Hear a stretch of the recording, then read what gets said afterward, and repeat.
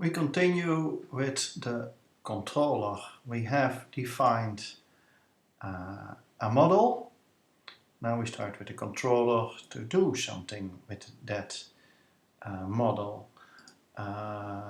We will create 4 controllers for every REST request 1. So that will be a create, a retrieve that will come in 2 versions, one to retrieve all documents and one to retrieve a specific document, for updating and for deleting, and we will create routes as well.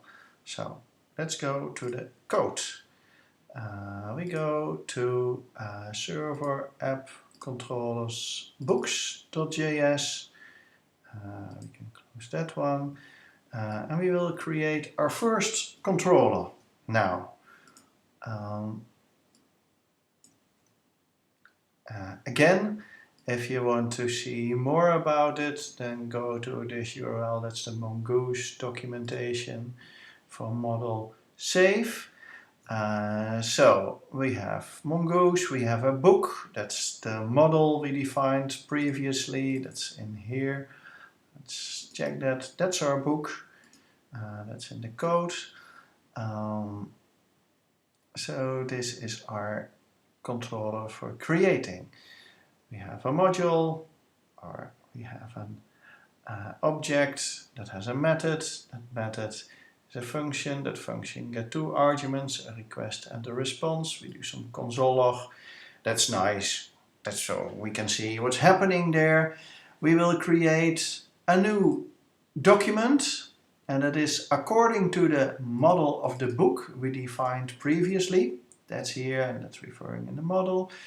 And what we are retrieving is the body part of the post request that will be sent. From the document we will save it, and we will save it with a callback function. Callbacks are all over the place in Node. We will have an error or an optional error. We will define a return object, and that return object has a meta, and that meta has some action created. We can see what was happening, some timestamp with new date and a file name, so that we can see which file it was that was processing this request.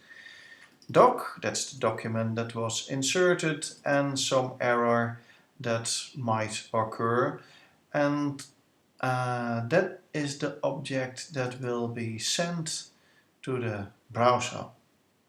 So with here we have defined our controller for create.